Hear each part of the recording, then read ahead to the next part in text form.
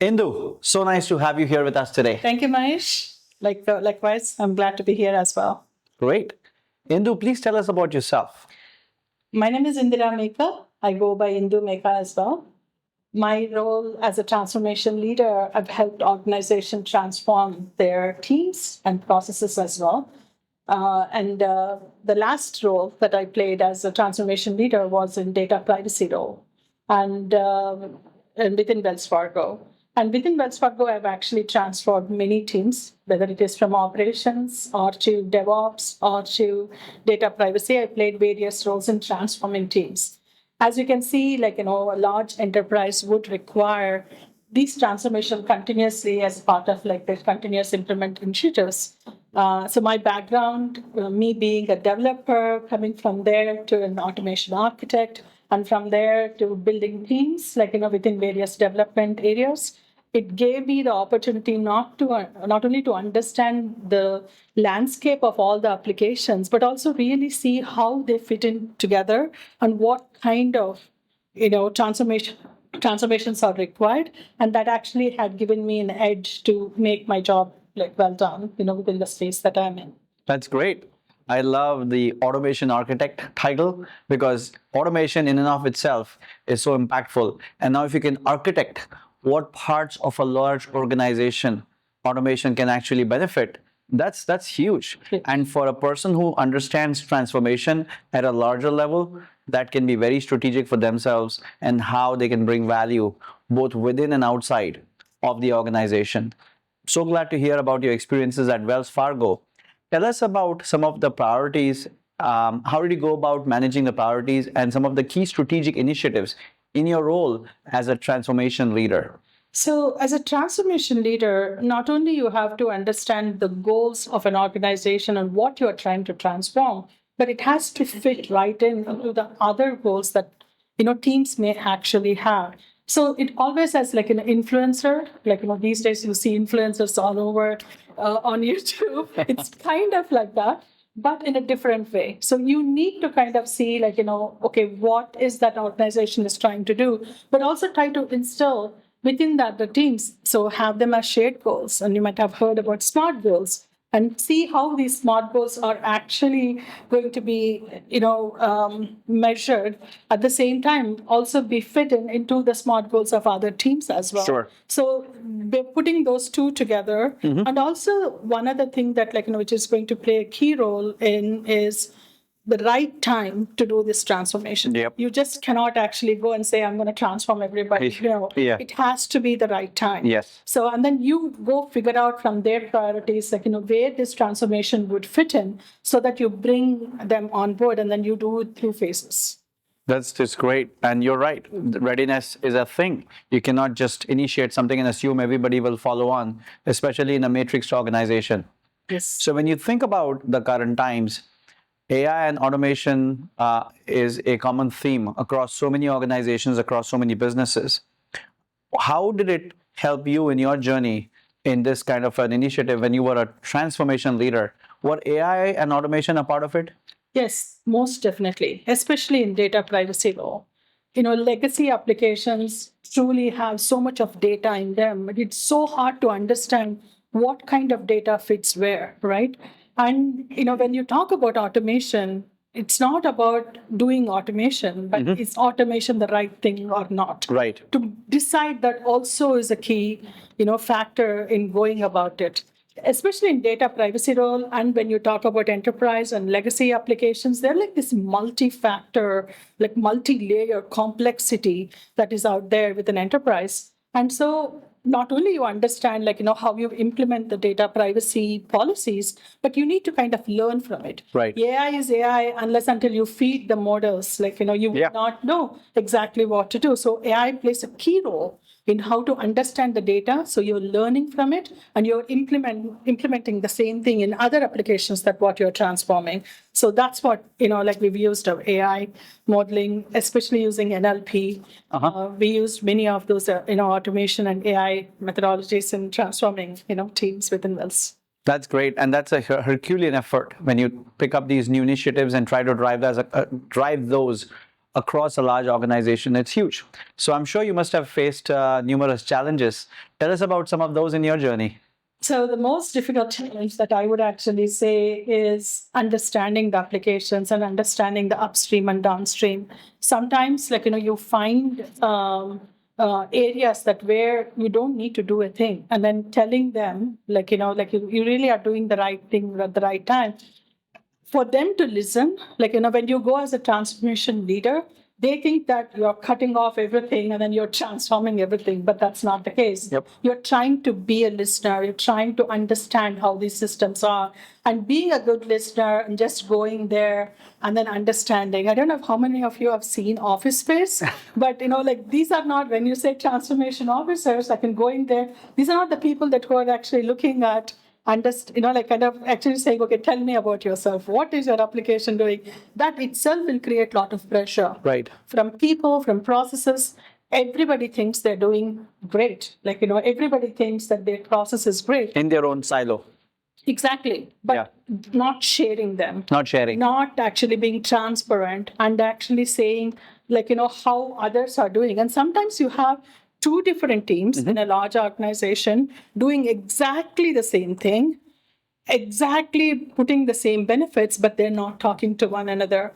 As they actually come together, they not only can enhance that framework, but also show others who could actually use this. So you're creating efficiencies within these teams. So being a transformation leader, I've actually created frameworks that where people are talking to one another. That's very important. Yeah, and it's easy than it's said, but you need to kind of make that communication happen. Correct. You have to first create that framework. You have to communicate and make sure they align themselves to what it is that everybody is trying to do with those shared goals. Otherwise, no matter how much progress they make, if they are doing those in organizational silos, it's not going to benefit the overarching organization and definitely not going to help anything tied to compliance or privacy. And eventually, it's not going to benefit the customers. These initiatives that you're talking about are like fast moving, sometimes even stressful. Indu, what would you do, or what were there things you did for your own and your team's mental well-being?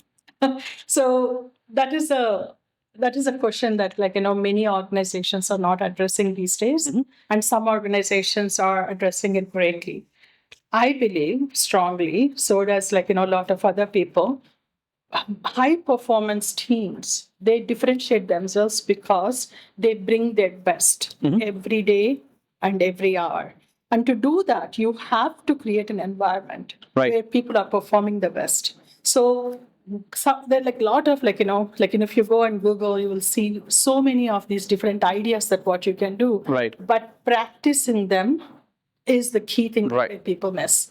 You have to stay consistent. Yeah. You have to make sure that teams are talking to one another. You have to make sure that teams are helping one another without the fear of sharing that knowledge, right? So when they have that comfortable environment, people start speaking, people start enjoying their their work day in and day out. And there is no competition other than just sharing and then gaining wealth. So you create that, right? Within the teams. So mental well-being is as simple as having virtual coffees now and then.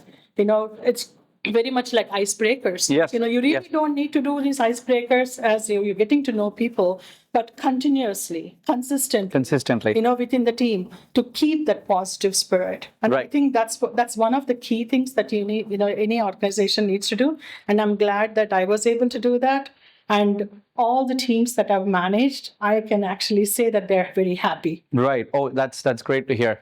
And in the one thing which you mentioned about virtual coffee, I mean, virtual coffee hour, virtual wine hour, all these things started right in the middle of COVID. Yes. They started because people were finding it uncomfortable to just look at each other or just talk to each other on the phone and not meet and have this real human-to-human, face-to-face conversation. Right. So when you already were having a hard time during COVID, which made us realize that the real value of being together in a room full of people or in a conference or in a meeting room together, that basically showed us the value. That's why there's this whole initiative of return to office after COVID. And when you're trying to drive these complex initiatives, anytime between 2020 or 2025, what you're thinking about is Where are the opportunities for me to first break the physical silos, even if that means doing an offsite like this, even if that means getting all the people under one roof to have a real conversation, break the silos, and then start to share things transparently. And that's where, and you bring up an important point. You connected mental well-being to being connected to others on your team and in your organization. It's that simple. So if leaders can actually take charge and make sure there is a good connective tissue in the organization and that the organization is all aligned towards the common shared goals, good things start to happen. You don't have to launch secondary or tertiary initiatives just because you want to have mental well-being. Just connect the teams, have that culture of connectivity, transparency, and aligning with the shared goals. Yeah, and to be frank, I think because of me managing various different teams globally, sometimes different time zones, like different areas, you're bound to kind of get to know the teams, like virtually as well. We had an offshore team both in India, Manila, and US, multiple time zones. Now, how do you make all of them talk to one another? Getting to know their culture as well, having to open up. I didn't know anything about Philippines culture until I actually spoke to my Manila team more often, more virtually. So you need to create those platforms so people are talking to one another. At the end of the day, we're all one breed. We're humans. We just need to Totally. have them share. Absolutely, absolutely. Tell us, in this era of AI, how should privacy and compliance practices be evolving for some of these companies? What would be your advice to the senior leaders in a corporation as large as Wells Fargo or a mid-sized company which might be 3,000, 5,000 employees? Privacy policies have just started. They just started, and we are actually writing more and more, complex, or even actually making it is just because you actually have implemented your privacy policies few years back, they're not the same right now. They keep on actually changing. One key thing that I think leaders need to kind of see is just because they've implemented a few years back, they're not safe.